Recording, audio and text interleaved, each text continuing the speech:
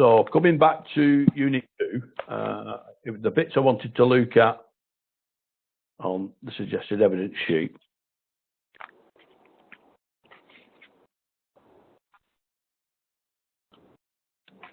It's opening, yeah.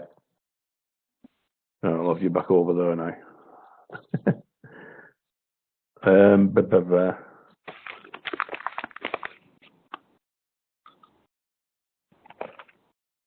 Yeah, I got up to LO3. So again, establishing safe, inclusive learning. That is a direct cross-reference. Yeah. Explain how to practice. Yeah. Respond and add to your response at 3.1 if there's also further reading on safe and inclusive in Unit 1 resources. Yeah, just to remind you of that. Right. Design resources that actively promote equality and diversity and meet the identified needs of specific learners. Well, this is straightforward for you because it's meat and bread to you, that really, because it's what you have to do because of the different types of learning you have. Yeah. Yeah. So it's very easy to select resource or show where resources have been put in for specific people. Right. Okay. Yeah. So yeah. Demonstrate flexibility, adaptability in the use of inclusive teaching learning approaches, resources, including technologies to meet the individual needs of learners. I think I mentioned this last week on one of my other students who's on Tuesday night. She teaches SEN within... Somebody having a bath? Sorry, I've got my door off. Yeah, she's actually teaching SEN in a mainstream school, and she has a lot of problems with resources and so forth. But she had one section in there which I thought was very good, where she'd adapted something, and she had the students lying on the floor looking up at moving lights or something. I didn't fully understand it, but I could see what she was trying to say. And that was for 3 particular students who had a particular issue, yeah. And it worked fine for them. But it's just asking you to, show where this actually occurs, right? So in demonstrating flexibility and adaptability, yeah. So refer to scheme to work lesson plans, Unit 1 or 3, explain where it is demonstrated if you did not already cover it there, yeah. Yeah. Demonstrate ways to promote equality and diversity in your own teaching. Show how Unit 1 to 4.2 is applied. Yeah? Yeah. Yeah.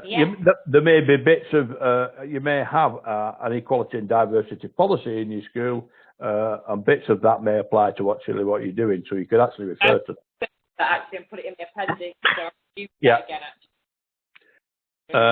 Communicate with learners, learning professionals and others to meet individual learning needs and encourage progression. So again, cross-reference 3.1 and 6.6, checking content plus any records, IV reports, meeting minutes, audio, visual records, etc.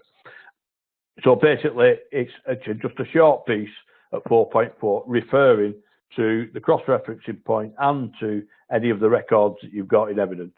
Yeah. Yeah. 4.5, explain how own delivery of inclusion learning teaching have taken into account theories, principles and models. We just looked at that on, but it's looking at 8.1 again, isn't it? Unit 1. Yeah. But actually, I've just checked that, and Unit 1 doesn't talk about the theories, principles and models, right? It just says to meet learner needs, yeah? So what you need to do is look at what you do it and how you deliver, looks at, doesn't have to meet them, it looks at the theories, principles and models of learning and communication. Yeah? Yeah. Right. This is what I want to get on to 5, because we're supposed to be doing 5, 6 and 7 today. So what I'll do, I've quickly gone over that. I think you're okay with that now. But basically, design assessments. Now, this is all about the assessment process, how you actually assess those. So it's records of assessment, methods you use, and why for 2 learners. Yeah. So you've got most of that in evidence now. All it needs is quantifying, like I've just said. It needs to be, say, appendix, whatever number you've got, or whatever you want to call it, an annexure, whatever you want to call it, doesn't matter, as long as it's a separate piece that I can refer to. Yeah. Yeah.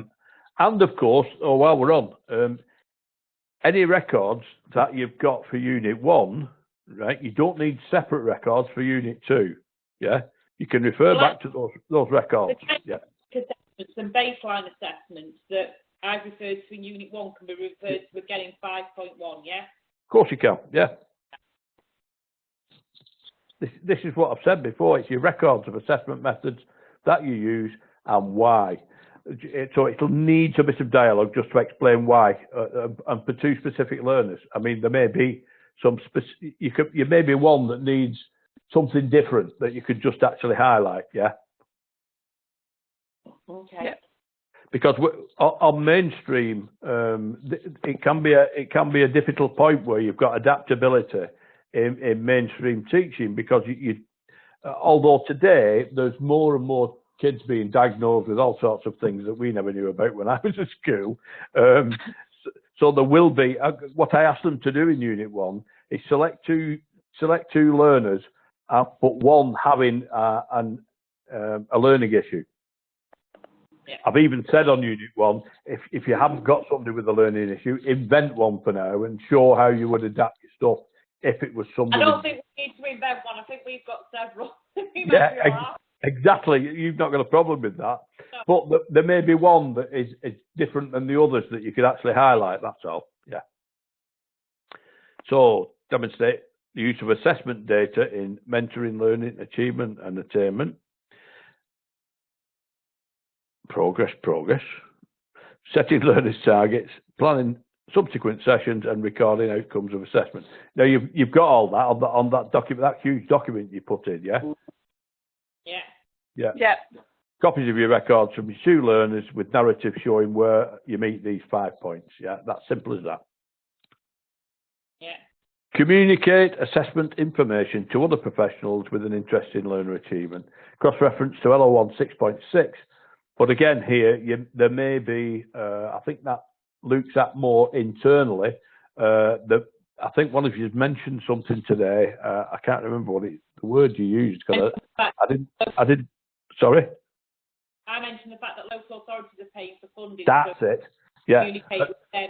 Yeah, I think somebody called them funders. That was it. That's what they called, yeah. Yeah, and I thought, what are funders? And then it was explained that it was the local education authorities funding it. Yeah, so that's right. Yeah. Is funders okay to write though? I think I wrote funders. Yeah, it's okay. It doesn't matter. I know what it is now. I just didn't know, right. That's all. Yeah. Sometimes within an what is basically an enclosed society like yours, you will use certain jargon that other people don't know. So always be aware when you're writing something like that. I'm not talking about for this particular course, but when you're writing reports or something like that, I mean, most of you will be in some sort of management position. Don't use or if you're going to use jargon, explain what it is. At least the first time. At least the first time you use it, and then it's it follows through from there. Yeah, so that's not an issue for me. I can sort that in, but yeah, be aware. Again, to other professionals with interest in the learner. It is just cross-reference to 6.6, but as I said, 6.6 mainly looks at internal, and it could do with, it says other professionals with an interest in learner achievement. That can be anybody, yeah? Yes, it's the funders, the people that are funding it. It could be the parents as well, yeah? Yeah. Yeah. Again, explain how your own practice is taking into account the theories, models and principles of assessment. Refer to your records in your explanation. There's also a reading resource on assessment processes in there as well. I'll go back to the VLE after. I'll show you something else as well. I'll come back to that in a minute. Well, this might seem like a really stupid question, but you know when we're saying like cross-reference, we're going to write it in that box. We don't need to copy and paste work over as well, Phil, do we? Sorry, I missed some of that. Just slow down a bit there. Okay. When you've got what? When we're saying like we're cross-referencing, for example, learning objective 6 now, and we can cross-reference as per Unit 1, 7.1 and 7.2. We're not having to copy the work over, are we? No. Just put the reference point in. But again, this is 7.1 and 7.2 are aimed at the planning and delivering, right? This is assessing as well. So you need to slant to assessment in your analysis. So again, it's asking for an analysis again. So like, well, no more than a couple of paragraphs, just to actually add to what you've done in 7.1 and 7.2. Yeah. Yeah. Again, apply minimum core in planning, delivering and assessing inclusive teaching and learning. I've read that in some of your unit 1, where you've actually, how you actually cover that, because obviously it's not an easy option for you. Decide or working out where minimum core can be picked up. I've got somebody who he's doing, what's he doing? He's teaching physical training. And he was explaining how he tried to put minimum core into there, looking at weights and measures and you know, that sort of thing. So again, it can be a little bit abstract, but it doesn't matter. So long as it's there, that's it. We're quite good at that, aren't we, really? Yeah, yeah. Not bad at that, Alison. Yeah, again, apply. Where it says apply, yeah, it needs to be, you've got to show it, not just explain it. Yeah. So again, you can use a reference to your teaching observations to support this, as it is a section on the ob sheet. Yeah. I think I put an observation feedback in there. Yeah, there is something about minimum core on it. Yeah, as well. Yeah. I think one of us highlighted it in yellow. Yeah. That was me. Oh right, yeah. That's it. I picked that up. That's a brownie point here. I'm what? Just too good. That's a brownie point still. She's after going to Blackpool for some Whalen chips. Ah, right. Good stuff. Anytime. When we graduate, eh? Yeah. Well, next year we had our graduation ceremony last Monday. Yeah, they said, yeah, was it good? Yeah, it was brilliant. It's not a long one. We usually start early, try to get everybody in for about 8:30. And then we usually have the Lord Mayor or some other dignitary come in doing the handing them out. And they usually start about 9:30. It generally doesn't take more than an hour and a quarter to actually get all that done. And then there's like photographs, group photographs. We have a couple of television channels in doing the video in it all. Mainly Asian ones, but at least they are, picked up on and you can actually watch it on TV. I have done actually.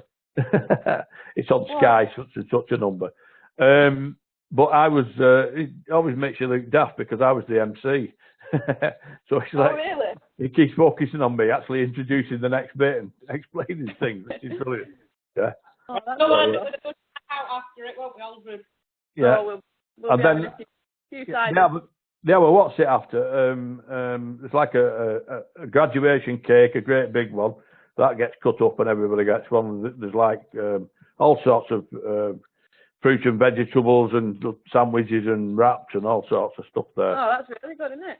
Plenty of stuff to drink as well. Good. I think the only cost to the student is the hire of the gown because it's a cap and gown job. Where's it at? Well, we actually held it this year and last year at St Thomas's Hall in Hardwick. Right. It's an old church, but it's made into offices and a big open area now. But this year we were almost bordering on the maximum we could get in. We had the full set of chairs right down to the back on one side with all the students in, and also on the other side, obviously the guests had come as well. So basically, the place was absolutely packed. Of course, and then everybody wants a picture with the mayor, and all the other bits that go with it. So yeah, it was good stuff. We got finished about 12:30, 1 o'clock, something like that. Oh, it sounds good. Yeah, it was a good do. Everybody enjoyed it. Anyway, that I spoke to. Ramon's I said, I couldn't hear you. The microphone wasn't switched on. I said, well, if anybody can't hear me, they've got a problem. So, yeah. Right, back to 6.1. Analyse ways in which minimum core can be demonstrated, yeah? And then apply minimum core. So again, you use that on your section on your ob sheet, yeah? Use series models of reflection to evaluate the effectiveness of your own planning, delivering and assessing inclusive teaching and learning. So again, there is some cross-reference to 8.1, but check that you did an evaluation as well. Some people haven't. So again, as well as a review. So you need to do an evaluation of the effectiveness of the way you work, and it just needs to be just right about what you do and why you think it's effective, or not if it's not. The young lady I was telling you about that had done that with the lights on the ceiling and so forth. She's very well, less than enamoured with her resources. In fact, I think she's looking to move somewhere else and go into SEM properly, because that's what she wants to do. Yeah. But not just working in mainstream, because she doesn't feel they've got the resources they should have, and a lot of other things. Yeah. But again, you can say that on here, because this document only goes between you and me and my IV. So you can basically say what you like on here.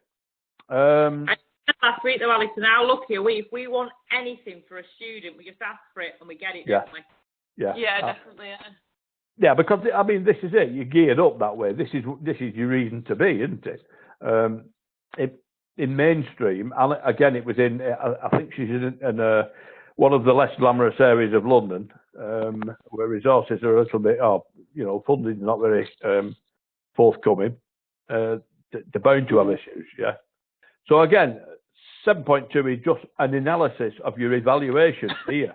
So looking at and analyse ways to improve your own practice in planning, delivering and assessing inclusive teaching and learning. So again, there's a cross-reference to 8.2, but again, make sure you did an analysis. Why does that say before? I've altered that once. Before your evaluation, yeah. So on here, I've just put on, again, the above pointer is where the evidence lies, but it's slightly different for all of you depending on your situation. It may not be exhaustive and purely advisory, but feel free to extemporise, personalise your script as you see fit, but make sure you start a new page in your e-portfolio and keep each LO headed, and then 1.1, etc. at the start of each response, yeah? Yeah. It just makes it that much easier to follow. And as we get on through the units, it's going to make it easier for you to look back to as well. Yeah, of course it is. You're not going to have to start searching for stuff. You'll say, what did I say that on? Was it cooking or was it, no, it's there. It's at Annex 3. And you'll pick it up straight away. It's just organising it so that it makes it easy for you, that's all. So when you get a complete one back off me that's signed off, it'll have the date on here and it'll have my signature in here. Yeah. Yeah. So that means that it's complete. What I will then do is put, when I've got a complete unit 1 and it's all signed off, I'll then put this sheet and your work and the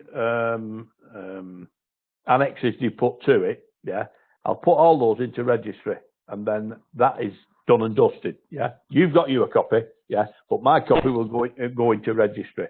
Otherwise, I'd never get everything on this computer, even though it's got a terabyte of storage. So yeah, I think that is all I wanted to cover tonight. Those last 3, because that makes. Website on the UK Versity website. Yeah.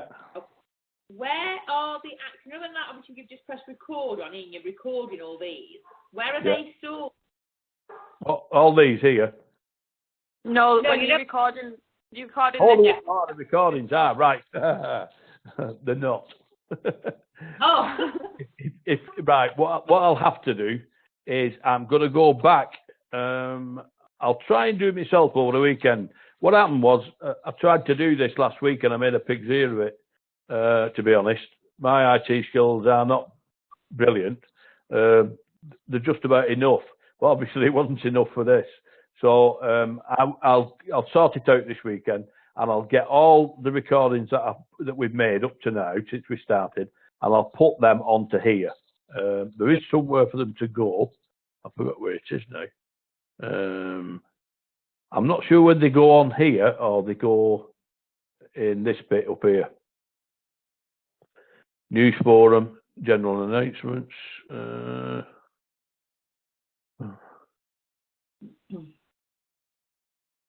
Assignment brief, level 5, Course guide. No, they do go somewhere. I think this is where I ran into trouble before. I couldn't find where to put them. Right. And on, I thought that Join Me would tell me, and it doesn't. Okay. So, yeah, if I get stuck this weekend, I'll text Ramon and get him to give me some instructions, and I'll get it sorted out. Oh, brilliant. Thank you, Phil. Okay.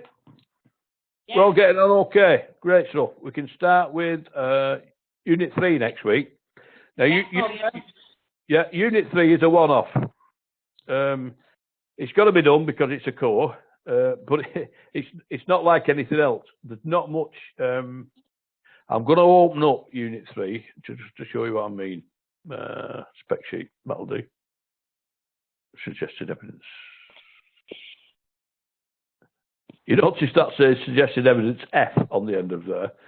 Yeah. That means I've gone through A, B, C, D, E to get there. I changed it about eight or nine times. Quite small, Phil, this one, isn't it? It's what? Is this one quite the one that's quite small? Yeah. Yeah. So, You've only got 5 learning objectives and only a couple of assessment criteria to each one. But it is quite an academic unit, this, right? It's analyse theories, principles and models of learning, yeah? Explain ways in which theories, principles and models of learning can be applied. Analyse models of learning and learning preferences, yeah? There's all stuff on the VLE for this, and basically it's make your analysis from the model, audio, visual, etc. that I've got on the audio, visual stuff. Chapter 2 of the e-book, teaching and learning. I've just directed you to where the information is, yeah? Check your response to Unit 1 covering initial assessment, as you may have evidence of this in there, right? Explain how identify and take into account individual learning preferences enables inclusive teaching, learning and assessment. So you may have actually got a piece that you can actually refer to. And there's nothing to stop you actually writing, please see section, just for an argument's sake, I'll say 1.4. Just say Unit 1, 1.4, where this was covered in detail. And just refer to it, yeah? You don't have to write anything else, yeah? So, again, this can be cross-referenced with Unit 1, 201, 3.3 and 3.4. Analyse theories, principles and models of communication, yeah? Yeah. Again, note, it doesn't mention teaching or assessment on that bit. right. Explain ways in which theories, principles, and models of assessment can be applied to teaching, learning and assessment, yeah? There you are. There's a one-off. Explain ways in which theories of principles of models of communication can be applied to all three. Yeah. Yeah. Analyze theories, principles and models of assessment. So it then moves on to communication to assessment, right? Read and respond. Focus particularly on the assessment theory and models of assessment. This is where at Unit 1, where I've said at 6.1, I think it is, where you need to generalise it rather than the assessment process. This will highlight that as well. So what you've written at Unit 2 for 6.1, there may be some evidence you've already got there. We'll cover some of that. Yeah. Okay. Again, explain ways in which theories, principles and models of assessment can be applied in assessing learning. Right. So 3.2, apply any one model of assessment to your learner work. Just don't go into it you don't need to go into it in any more detail than that. Just choose one and say, where does mine fit into this? Yeah? Mhm. Yeah.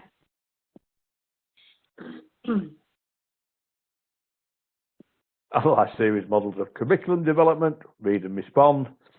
Explain ways in which theories, models of curriculum can be applied to developing curricula in your own area of specialism. Most of the context for this is LO4 will be taken from Chapter 4 of the e-book, Teaching Learning in Higher Education. Some of it may not apply to you because of your different circumstance. So if you need anything further on that, we'll have a look at that. It may be that I need to put another resource in there as well that will assist you in. I may need to have a look at if there's anything covering teaching in an SEN circumstance, yeah? So analyse series of models of reflection and evaluation.